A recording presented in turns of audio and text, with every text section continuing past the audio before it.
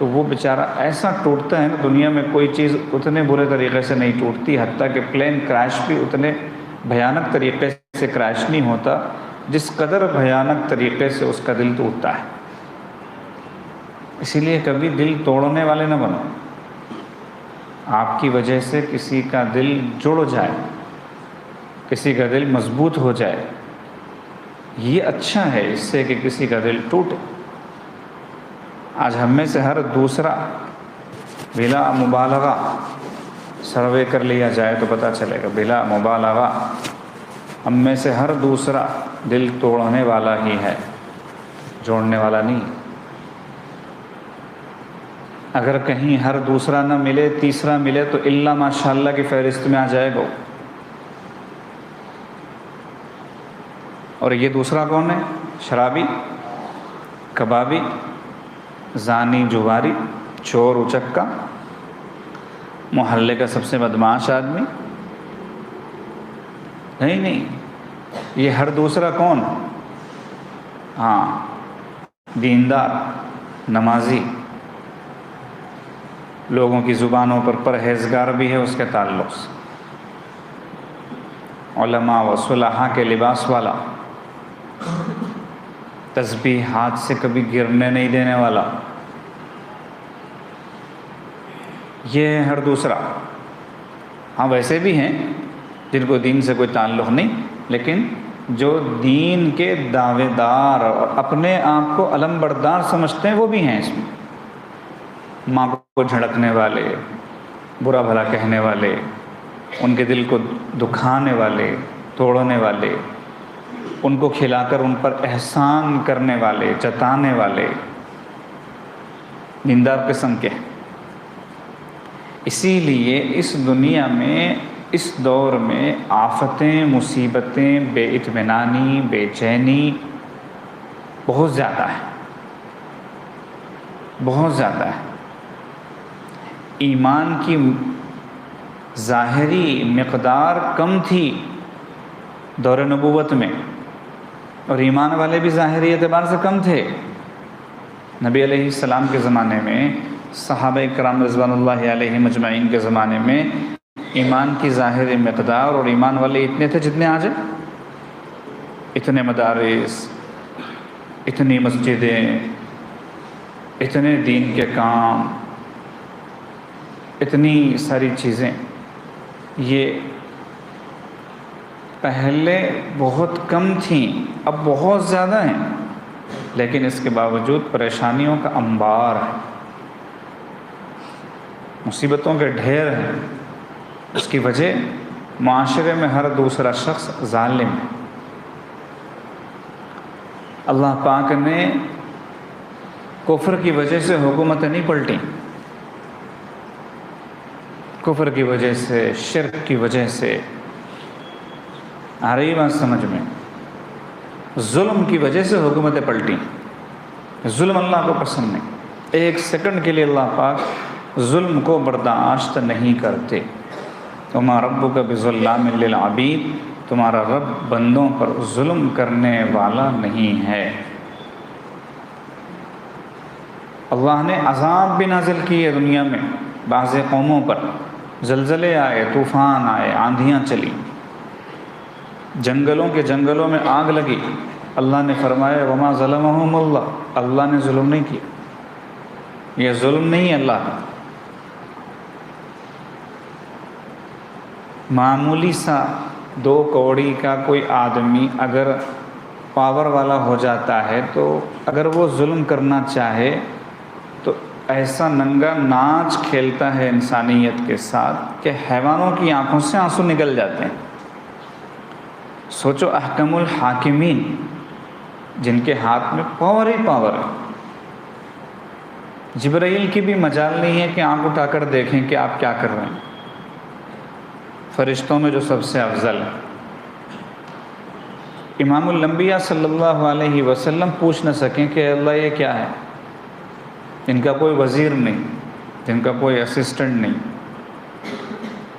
جن کی کوئی کابینہ نہیں، کیبنٹ ممبرز ہیں ان کے، ان سے پوچھنا پڑے گا، بل پاس کرنا پڑے گا۔ احکم الحاکمین شہنشاہوں کے شہنشاہ اور مطلق شہنشاہ، ادھر سوچے ادھر ہو۔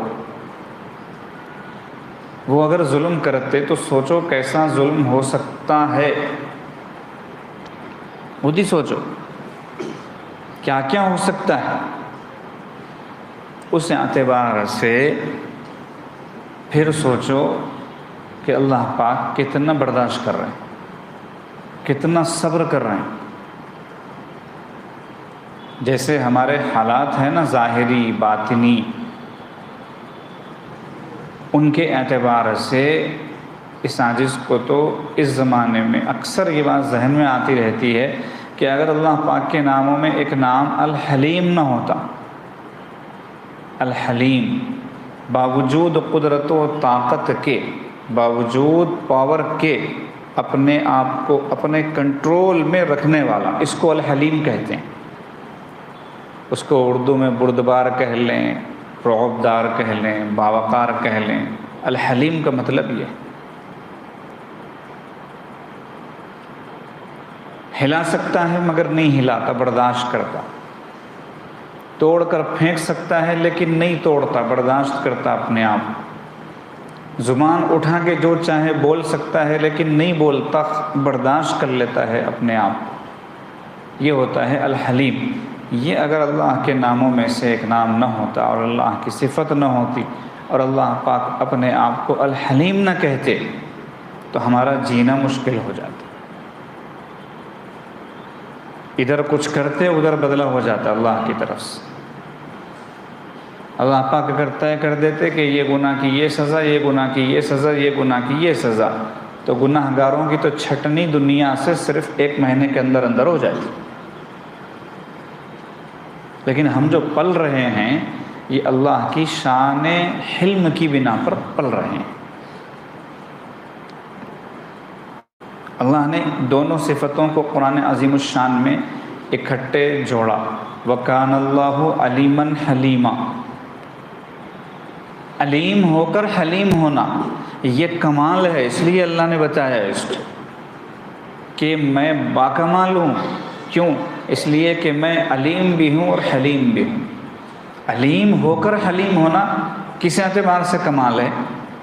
علیم کہتے ہیں ایسی ذات کو جس کی صفت میں علم ہو۔ انسان عالم ہو سکتا ہے، علیم نہیں ہو سکتا۔ علیم صرف اللہ ہوتے ہیں جس کی صفت میں علم ہے، باہر سے علم نہیں آیا اور نہ کسی دن ختم ہو جائے گا۔ وہ صبح ازل سے علیم ہیں اور صبح ابد تک علیم رہیں گے، ہمیشہ سے علیم ہیں، ہمیشہ علیم رہیں گے۔ ان کو معلوم ہے کہ آج جو بندہ فرشتہ بن کر زندگی گزار رہا ہے، آج تہجد پڑھ رہا ہے، آج خوب رو رو کر دعائیں کر رہا ہے، آج دن میں جب یہ اپنے کام پر جائے گا تو کیسے کیسے گناہ کرے گا، کیا کیا طریقے اختیار کرے گا، اور شام کو گھر کیسے لوٹے گا، اور اب آنے والی رات چونکہ دن برا گزرا ہے کیسے گزرے گی، اور آج اتنے بج کر اتنے منٹ پر تہجد میں مزے لے لے کر تلاوت کرنے والا کل اسی وقت موبائل لے کر کن گندگیوں میں مبتلا ہوگا، پڑا رہے گا، اللہ جانتے ہیں۔ یہ ہوتا نہیں آج کے زمانے میں، ہوتا ہے۔ اس دور میں انسانوں کی زندگی عمومی اور مجموعی اعتبار سے ایک دن فرشتوں والی اور ایک دن ابلیس والی ہو رہی،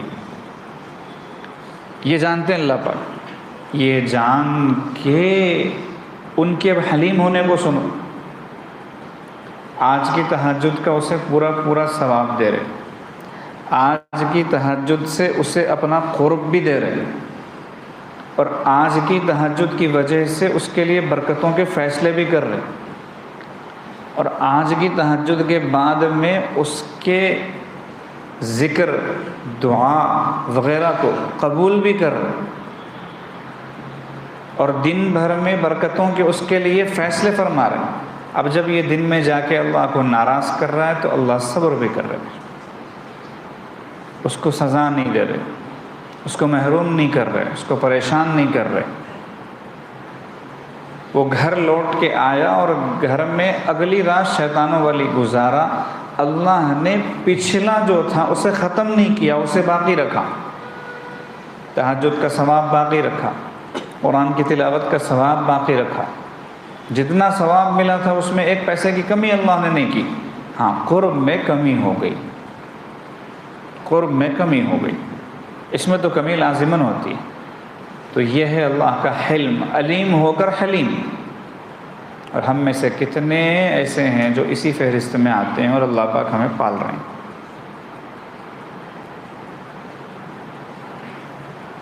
قرب کے جو درجات اللہ کے پاس بندے کو ملتے ہیں، نصیب ہوتے ہیں نا، گناہ ان درجوں میں کمی کرتے چلے جاتے ہیں، ثواب میں کمی نہیں ہوتی۔ اس نقطے کو اگر یاد رکھیں گے تو بہت سارے اشکال ختم ہو جائیں۔ اللہ پاک نے روزی روٹی کی برکت، صحت کی برکت، عمر کی برکت، پیسے کی برکت وغیرہ وغیرہ، ان کو جو جوڑا ہے، آپ پڑھتے ہیں کہ اشراق کی نماز پڑھ لیں گے تو اللہ پاک دن بھر کے کاموں کے لیے کفیل ہو جائیں گے، نمازوں کی پابندی کرے گا، اہتمام کرے گا، اللہ پاک روزی کے اعتبار سے اسے کبھی پریشان نہیں ہونے دیں گے، وغیرہ وغیرہ۔ تو یہ جن جن چیزوں کے ساتھ، نیک کاموں اور عبادتوں کے ساتھ اللہ نے جن نتیجوں کو، جن فائدوں کو جوڑا ہے، وہ تو اس کو برابر ملتے رہیں گے، اور عموماً وہ خود بھی اور دوسرے بھی اسی چیز سے دھوکہ کھا جاتے ہیں کہ یہ پہنچا ہوا آدمی ہے، بڑا آدمی ہے، حالانکہ اس کی زندگی گناہوں بھری زندگی ہوتی ہے اور اللہ کے قرب کے اعتبار سے وہ مائنس میں جا رہا ہوتا ہے۔